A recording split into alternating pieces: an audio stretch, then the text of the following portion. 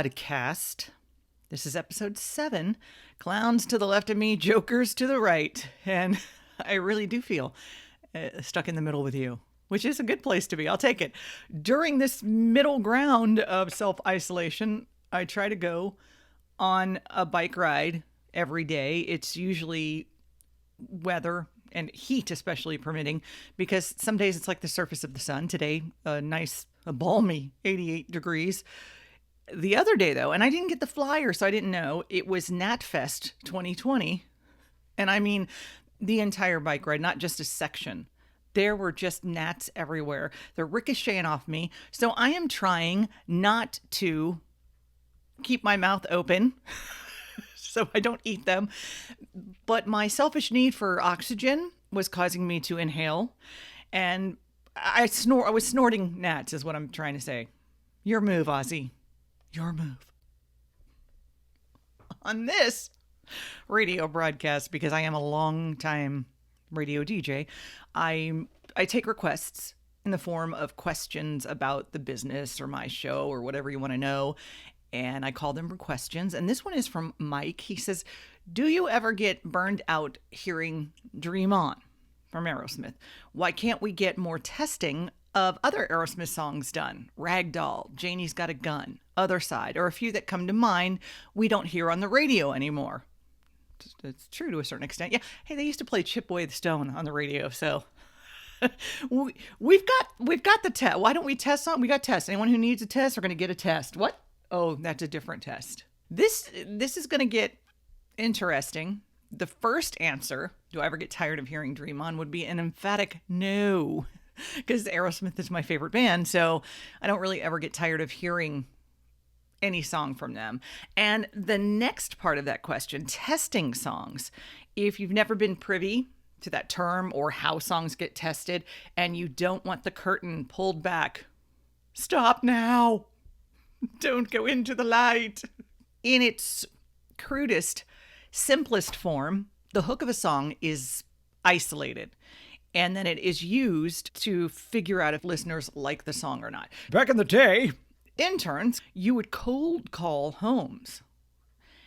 And now, because of the lack of landlines, it would be done differently. Hi, I'm doing a survey about radio stations. You would not tell them. You'd have a script, but you could not tell them what radio station you work for. You don't want to skew the responses. So you would ask them what radio stations they listen to. And with some stations, if the person you called didn't name your station as one of the stations, you would end the call then, because you would get their gender and their age.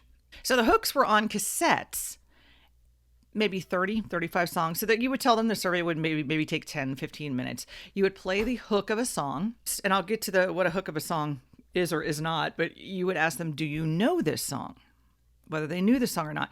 Because if you didn't know the song, if we didn't ask that question first and you didn't know the song and we asked you if you liked it, your odds were people would say no, they didn't like a song, but really it was just they didn't know the song. If they did know the song, then you move on to, do you like the song? Do you love the song?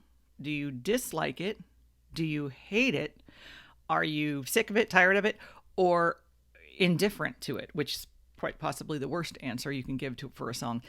And then the intern would check the appropriate boxes. And you had a certain amount you were supposed to do in any given evening. As you will hear as I go on, it wasn't necessarily the worst way to gather intel, because at least you had a live human being interacting and telling you what they thought. Although one of the problems is it's still a small amount of people that are, in essence, deciding. The other issue is the hook. And what if you have the wrong hook? And that's entirely possible, because it's not always what you think it is. Usually a hook you would consider to be the chorus of the song. For instance, one of the highest testing songs that always comes back is Every Breath You Take from the Police. And you would assume that the hook for that would be, every breath you take, I'm watching you, that, and maybe it is. Or is it the part, like the bridge part, oh, can't you see? Would that be more relatable? I only say that because one of the songs that comes into my mind is Filter, and the song is called Take a Picture. And the chorus is, you want to take my picture because I won't remember. But the part of the song most people remembered, because they would call me and say, can you play the airplane song? Because he starts the song, awake on my airplane, awake on my airplane. My point of that is, if you have the wrong hook, that could mess with the reaction. My colleague, Ed Berliner, has a podcast called Man in the Arena, and I was part of the inaugural episode. And then recently he hosted a Man in the Arena podcast titled How and Why Did American AM and FM Radio in America Die? Slow and bloody. Dave Corey, Chris Abrams, Dave Caprita joined Ed for this podcast. And I worked with both Daves, and it was Mr. Caprita who spoke of this hook and the testing, and he had this great analogy. You see radio stations spending hundreds of thousands of dollars a year, putting people in a small room and playing like 10-second snippets of a piece of a song. And like, do you like that or do you not like that? You know, which is one of the most ludicrous ways to, it's like showing Mona Lisas and Monets and everything, and like a flash for 1 second on the screen going, did you like that? Exactly. You're being asked a lot of questions with only a very small amount of information. And there was also auditorium testing, where people who would be willing to go to a rented facility and kind of do the same thing, only they would be sitting there with the paper and they'd be checking off every time they heard the song, whether they liked it or not. And then you could also, because you had them in that type of setting, you could ask more detailed questions about what they did or didn't like about your particular radio station. But the funny aside about that, and it happened with the adult contemporary station, majority of women, because that's really who our target audience was. So we had all women for this auditorium test. And they would say that they didn't want to hear celebrity gossip, that they just couldn't care less about it, which is such bull. It really, seriously, all the celebrity shows, from reality to the extras and the all access to the magazines, somebody is watching and buying and inhaling all of this. So, you know, maybe some people really felt that way, but I think the majority, you don't want to seem vapid and disclose your guilty pleasures in a room full of judging strangers, but we all dabble in it a little bit. So even in that live human setting, you take what people say, but you have to use your gut a little bit.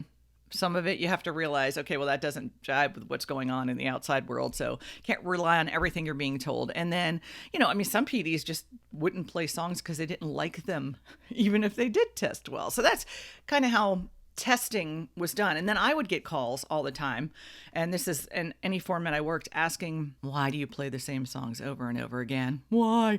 Well, that is twofold.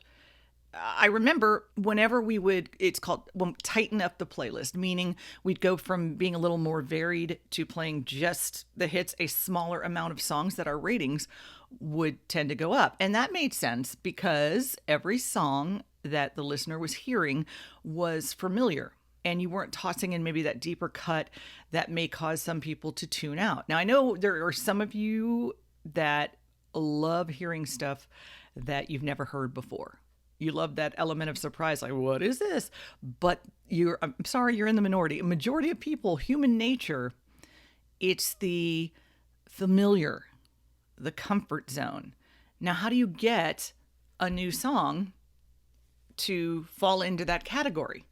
Repetition, repetition, repetition, repetition, repetition, repetition, repetition. And did I mention repetition? How do you think you know all the words to your favorite song? Because you listen to it over and over because you loved it so much. Now, certainly, I'm sure you know the lyrics to songs that you don't like because you heard them so much. You think about kids, do it again, when you're doing something that they're enjoying, or they watch Toy Story or Frozen 400 gazillion times, and it just falls into part of that human nature. And so that's how songs become familiar. And some stations, Top 40, for instance, will take it to the extreme, and they could play a new song every 45 minutes, it seems. There's a reason for that as well. Unfortunately, the reason affects your primary, or we like to call them P1 listeners, because your P1s listen, they're so loyal, and they listen long periods of time, all day at work, in their cars. They're the ones who suffer from the reason that new songs get played so often. You want your listeners to like it, but in order for your listeners to like it, it has to become a familiar tune. It has to be good, and it has to be familiar. Good, again, is subjective. Listening habits of most people in and out of cars, There are some who listen to have state radio stations all day at their place of employment. So there's a lot of in and out or punching around listening. So we have to think about those people as well. So you need to play a song enough that it's going to become familiar to all of those people. The ones who punch in and out, the ones who are listening all day. People will listen to a song that they don't like but are familiar with, but know, as opposed to a song they don't know. That has panned out more often than once. I have had to explain that to many callers, that if everyone listened like you did, if everyone listened for that 8 hours a day at the office, we would not need to play that new song every hour and a half. But given that most people are in and out, punching around the dial, you have to saturate that song to make sure that everyone gets wet. And another aspect that made radio unique, a very cool part about radio, is that in every city, town, or at least a region, there was a certain song or even songs that were played there but weren't necessarily played elsewhere. And I can remember a colleague of mine who was from upstate New York, and he couldn't for the life of him figure out why we played Reasons, the live version from Earth, Wind, and Fire. I grew up listening to that in South Florida, but apparently it was not played up there. But when I was doing a feature called Friday Night Fever, yes, we were digging out the old school disco tunes on a Friday night, I was trying to convince my boss to let me play Mandole from La Flavor. And he's like, who is that? So I'm like, dude, that was the skate song in Hialeah. And when my other native Miami colleague corroborated the story, he did finally let me play it once. You may have never heard it before, but it was a big Miami song back in the day. And yes, you can find it on YouTube. That's what made radio unique. And I said it kind of past tense, because that's getting less and less of getting that hearing different things. I want to play for you another snippet from Dave Caprita that was on Ed Berliner's Man in the Arena podcast, where he talks about that difference. I've crossed this country many times for radio gigs or just because of bipolar behavior. Thanks for admitting that, Miami, Dave. Driving from Miami to Seattle, Miami to LA. And one of the joys, back in the 80s or the 70s or whatever, was crossing this country. But you would turn on AM, FM, and every time you got into a different region, Texas, New Mexico, or Colorado, you would listen to the flavor of the different regions of this wonderful country. Absolutely. And then I remember when we moved to LA in 2000, you would go from one FM radio station to another and they were playing the exact same music. And it was like, what happened to the personality of this city or this area that I'm driving through? The podcast is Man in the Arena, the episode, How and Why Did AM FM Radio in America Die? And it's worth a listen. Used to be that flavor. Part of that is because of the consolidations, one ownership owning a bunch of radio stations and thinking, well, this is working so well here, let's send it somewhere else. And also downsizing management. So if you can have one manager that does that, and then it just gets uploaded to several different radio stations, that saves money, I guess. It does cause extreme homogenization, because now all these stations that used to have that little bit of flavor by playing the Reasons or, on the lay, but the playlist is very much also being shrunken with respect to how many songs are on it. And this is because of IMHO, one of the worst things to happen to radio since consolidation, and that is the rating system called PPM. The old way is still used by a majority of the markets to determine ratings, and it's called a diary. Arbitron, as it's known, would recruit people to write down their listening habits in a paper diary for 7 days, and then they would mail it back, and they got some sort of compensation for that. Turnaround would be maybe like 3 weeks. So again, same with calling for the hooks. You want to make sure you know their gender and their age and their ethnicity, and from that you would cull your ratings. A flawless system, certainly it was not. Some people would wait until probably that 7th day and they just fill out what their favorite station was, as opposed to an accurate account of when they punched in and out and where they punched in and out to. They just write, I listen to my station all the time. But these diaries were then used to determine ratings. How many people would tune into a radio station at any given time, the time people spent listening, the breakdown of the age and the gender and the ethnicity and who was listening to what. It was not perfect. It's based on what you are actively and purposefully listening to. In 2007, a new system was introduced. It's called the Portable People Meter, or PPM. It is a device that you wear on your person, picks up codes of radio stations, and it probably wasn't until 2010 or later that most of the major markets started using this rating system. But did you hear that subtle but hugely important difference? Paper diaries were filled out by you and reflected what you were listening to. PPM is a device that registers what you're being subjected to, so whether it's your choice or not. In other words, you walk into a dentist office and a dollar store, and odds are strong that they're playing the adult contemporary station in the market, and those stations get credited for that now. You are not actually choosing to listen. You may not even be listening. You may not even notice that the radio's on in the dollar store, but it's being registered that way. And that is why adult contemporary AC radio stations, especially their ratings, went through the roof. And rock and jazz and country stations, with the exception of some markets, fell off the face of the earth. And it's just so ridiculous to me to think in a market here like Miami, Fort Lauderdale, South Florida market, most of my life we had 2, sometimes 3 rock stations that did well, made money. Always at least one active rock station, meaning they would play new songs, and then maybe a classic rock station. But there was always some combination of 2 to 3. And then we just went crickets for a little bit. I'd hear a lot of programmers and other people, oh, we just can't sustain a rock station in Miami, even though my entire life we sustained 2 to 3. And I was just like, come on, man, you're saying that every person who liked rock just decided they didn't anymore, or they all moved? I don't think so. Come on. The other aspect of PPM that is just obscene to me and totally explains the lack of variety is how few people determine what millions are hearing. You have over 4 million people in your city.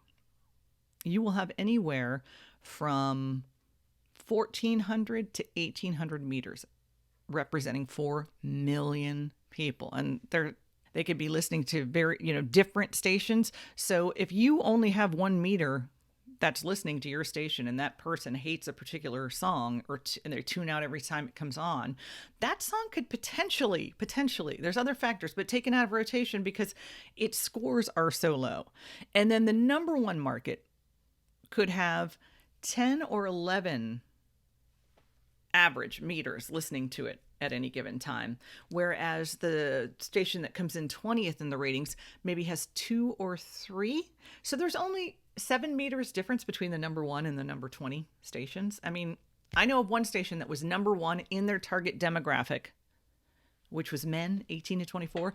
They had 0 meters listening for a significant amount of time. They kept coming back basically saying no one's listening to your radio station. Yet they would have a weekly appearance, and the only place that appearance would be advertised was on the station and the station's social media, and 1,500 people would show up. It would sell out every time. So finally, when the station complained to the PPM people, one of the reps said, well, the panelists, the people who had the meters are being compliant, because it's almost like an ankle bracelet. They can tell that you're listening. They can tell that you're wearing it. They can tell when you put it in its base. They know all of this. Apparently, none of them that had meters were listening to radio, because they're not told that they're on a panel that's going to do radio ratings. They're told they're measuring just media consumption in general. So all they're required to do is wear the meter. Again, is another WTF, because the diary keepers know they're supplying information for radio stations. So why can't you have PPM panelists know that that's what they're supposed to be doing?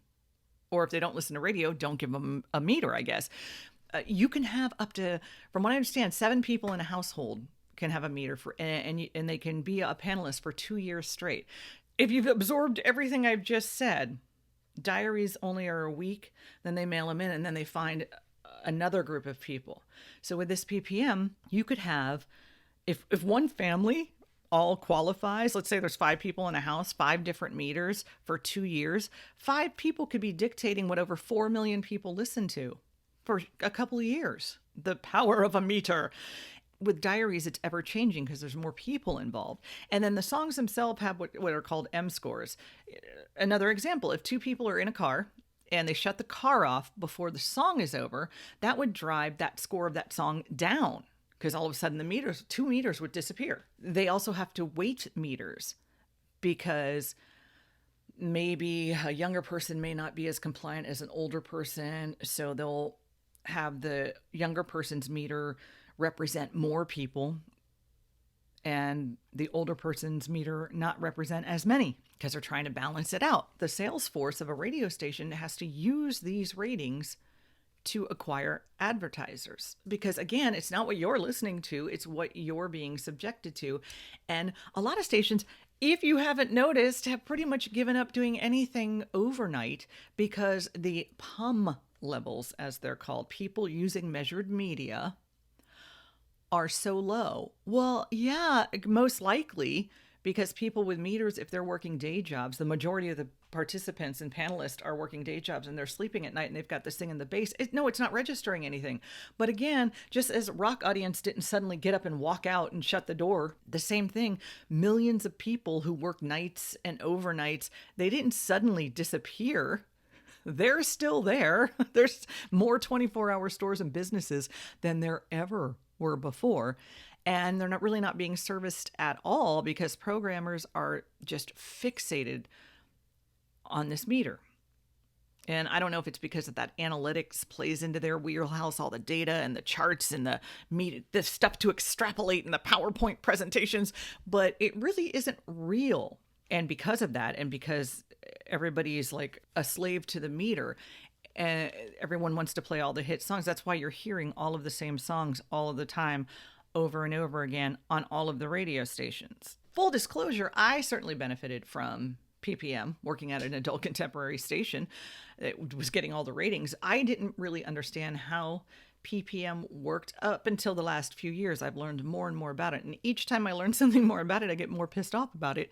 And it's not that I don't think stations should get their due for being played at businesses and offices, but I also think the radio rating should be based on what a listener is actually choosing to listen to, not just because they walk into somewhere where something is playing. And as I was getting the interviews ready in episodes 5 and 6 of the radio broadcast, I was reminded about how long interviews could go. You got a rock star in your studio, you're going to chat. You're going to play their songs or they'll play live, but you're going to chat. And they could be in your studio anywhere from a half hour to an hour, whatever it took.